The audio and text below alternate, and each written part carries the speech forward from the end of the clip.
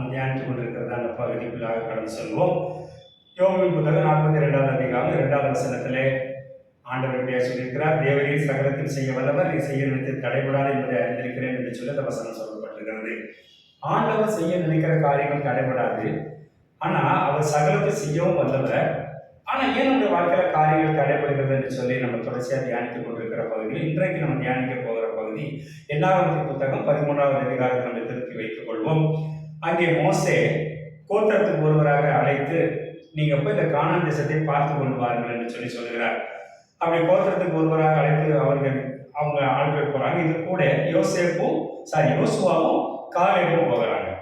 இப்போ அங்க மோசே என்ன சொல்லி அனுப்பினார் பாத்தீங்கன்னா, அந்த 13வது அதிகாரத்துல 17வது வசனத்துல பார்க்கும்பொழுது, பலவான்களோ பலவீனர்களோ, கொஞ்சம் பேரோ அநேகம் பேரோ, நிலம் நல்லதா கெட்டதா, கூடாதவர்கள் அப்படி இருக்கிறாங்களா, கோட்டையில் அப்படி இருக்கிறாங்களா, இப்படிலாம் நீங்க பார்த்துட்டு நீங்க திராட்சை செடி கொஞ்சம் பழம்லாம் நீங்க கனிகளை கொஞ்சம் கொண்டு வாங்கன்னு சொல்லி சொல்றாங்க. இவங்க 40 நாள் போய் சுத்தி பார்த்துட்டு என்ன பண்றாங்க, எல்லாரும் ரிட்டர்ன் வராங்க. எல்லாரும் ரிட்டர்ன் வந்து அது பாலும் தேர்ந்து ஓடுகிற தேசம் தான், அங்கே பலவான்கள் நம்மை காட்டிலும் அவர்கள் பலவான்கள் என்று சொல்லி அவங்க சொல்லுகிறாங்க. ஆனா இங்க மற்ற 10 பேர் அங்க என்ன பண்றாங்க அப்படின்னு பாத்தீங்கன்னா, அவங்க துர்ச்செய்தியை பரப்பினார்கள் என்று சொல்லி அங்கே பார்க்கிறோம். எடுத்துக்கொள்ளுங்கள், அது 2வது புத்தகம் 13வது அதிகாரம் 33வது வசனத்துல கடைசி பகுதியை பார்த்தீங்கன்னா, நாங்க அவங்க பார்வைக்கு வெட்டிக்கிளிகளை போல இருந்தோம், நாங்க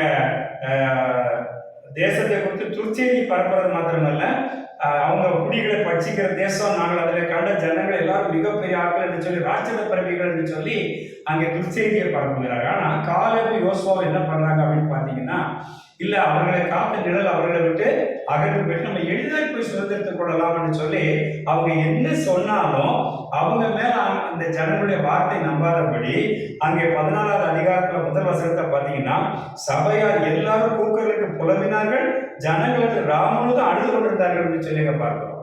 ராமனும் அழுது கொண்டு இப்போ கானான் தேசத்திற்குள்ள போகிறதான பிரயாணம் தடைப்பட்டுச்சு. ஆண்டவர் நீங்க 40 நாள்ல போகக்கூடியத அங்க என்ன பண்றாரு பாத்தீங்கன்னா, 34வது வசனத்துல பாத்தீங்கன்னா, நீங்கள் தேசத்தை சுற்றி பார்த்த 40 நாள் இலக்கத்தின்படியே ஒவ்வொரு நாள் ஒவ்வொரு வருஷமாக நீங்கள் 40 வருஷம் உங்கள் அக்கிரமங்களை சுமந்து என் உடன்படிக்கைக்கு வந்து மாறுதலை உணர்வீர்கள் என்று சொல்லி சொல்றாரு.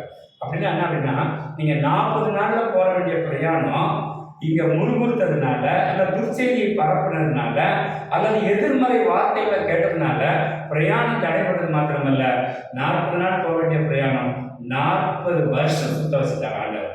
அது மாத்திரமல்ல, அவங்க என்ன பண்றாங்க, இதுல முறுமுறுத்தவன், இந்த அவிசுவாசத்தை பேசினவன் எல்லாரும் அந்த கானான் தேசத்திற்குள்ள போய் சுதந்திரத்துக் கொள்ள முடியல. காலேபு யோசுவாவை தவிர மீது யாருமே அங்க என்ன பண்ணல, அந்த தேசத்தை சுதந்திரத்துக் கொள்ள முடியவில்லை. அப்போ இதை கேட்டுக்கொண்டிருக்கிறதான அருமையான ஜனமே அல்லது அருமையான பிள்ளைகளே, எதிர்மறை வார்த்தைகள், மற்றவர்கள் எதிர்மறையான சொல்லக்கூடிய வார்த்தைகள் நம்முடைய வாழ்க்கையில் நம்ம போய்கொண்டிருக்கிறதான பிரயாணத்தை தடை பண்ணிடும்.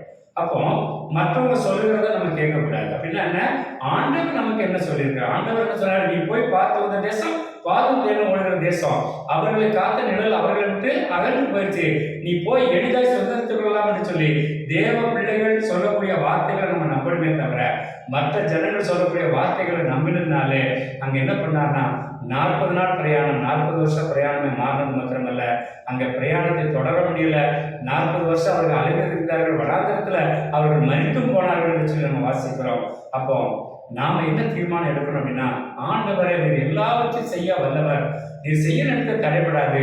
அப்போ எங்க பிரயாணம் ஏன் தடைபடுதுன்னா, அநேகருடைய ஆலோசனையை நாங்கள் ஏற்றுக்கொள்வது மாத்திரமல்ல, எதிர்மறையான வார்த்தைகளை நாங்கள் அதை கேட்டு அதன்படி நாங்கள் செய்யும் பொழுது, அல்லது அதையே நினைச்சு நாங்கள் புலம்பும் பொழுது எங்களுடைய வாழ்க்கை பிரயாணம், எங்களுடைய ஆவிக்குரிய பிரயாணம் தடைபடுது. அப்போ இந்த நாளில் கூட நாங்கள் ஒரு தீர்மானத்துக்குள்ள வருகிறோம், ஆண்டவரே நாங்கள் எந்த எதிர்மறையான வார்த்தைகளையும் கேட்கறது இல்லை, நாங்கள் எந்த எதிர்மறையான சூழ்நிலையில் வந்தாலும் அதற்கு எங்கள் செவிகளை சாய்க்காதபடி தேவ மனிதர்கள் தேவனுடைய திட்டத்தில் நாங்கள் உறுதியாக இருப்போம் என்று சொல்லி தீர்மானம் எடுக்கும் பொழுது ஆண்டவர் சகலத்தையும் செய்கிற வல்லவர் மாத்திரமல்ல, அவர் செய்ய நினைக்கிற பிரயாணமோ, அவர் செய்ய நினைக்கிற காரியமோ நம்முடைய வாழ்க்கையில் தடைபடாது. அப்போ எல்லாரும் நம்ம ஒரு விஷயம் கூட ஒரு தீர்மானத்தின்படி ஆண்டவருடைய சமூகத்தில் ஒப்பு கொடுத்து நம்ம ஜெபிக்கலாமா?